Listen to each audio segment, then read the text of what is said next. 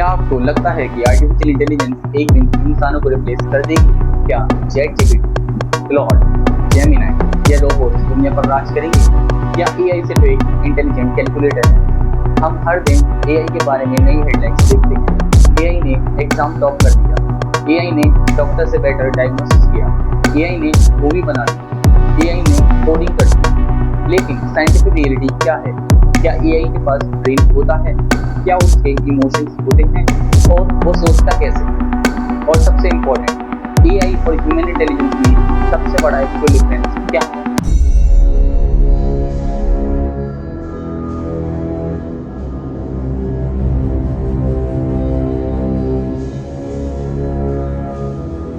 आज हम artificial intelligence को बिल्कुल साइंटिफिक तरीके से समझेंगे। Neural networks, machine learning, deep learning, large language models, generative AI और फ्यूचर आर्टिफिशियल जनरल इंटेलिजेंस।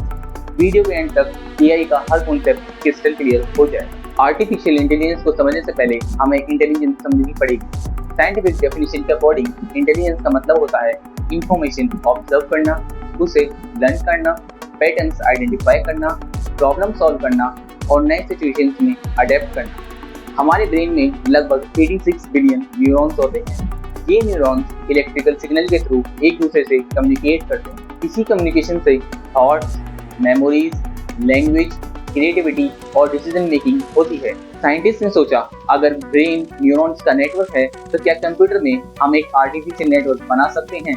इसी आइडिया से आर्टिफिशियल इंटेलिजेंस की जर्नी शुरू हुई। आर्टिफिशियल इंटेलिजेंस या एआई कंप्यूटर साइंस की एक फील्ड है जिसका गोल है मशीन को इंटेलिजेंस बिहेवियर सिखाना।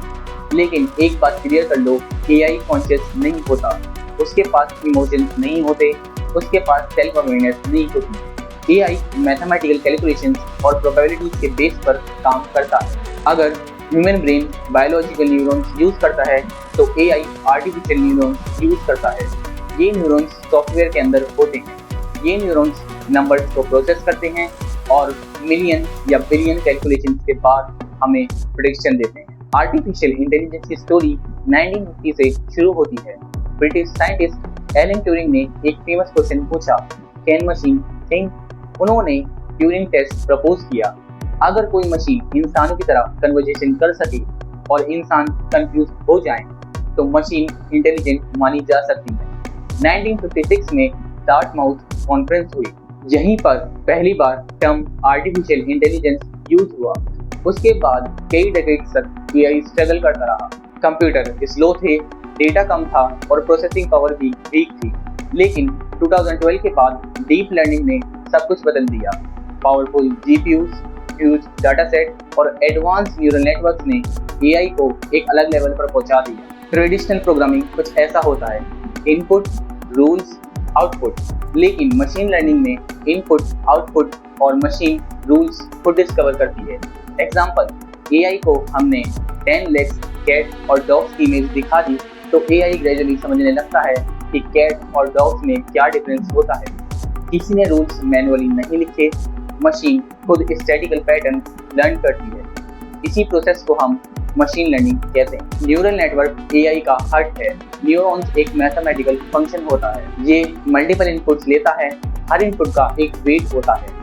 वेट बताता है कि कौन सी इंफॉर्मेशन इंपॉर्टेंट है। फिर न्यूरॉन एक एक्टिवेशन फंक्शन यूज करता है और आउटपुट जनरेट करता है। हजारों न्यूरॉन्स मिलकर एक लेयर बनाते हैं और कई लेयर्स मिलकर एक डीप न्यूरल नेटवर्क बनाते हैं। हजारों न्यूरॉन्स एक लेयर बनाते हैं और कई लेयर मिलकर एक डीप न्यूरल नेटवर्क बनाते हैं। इसी वजह से इसको डीप लर्निंग कहा जाता है। ट्रेनिंग के टाइम एआई बार बार गलती करता है, फिर back propagation algorithm error calculate करता है और वेट अपडेट करता है। हर आइटरेशन के बाद एआई थोड़ा बेटर हो जाता है।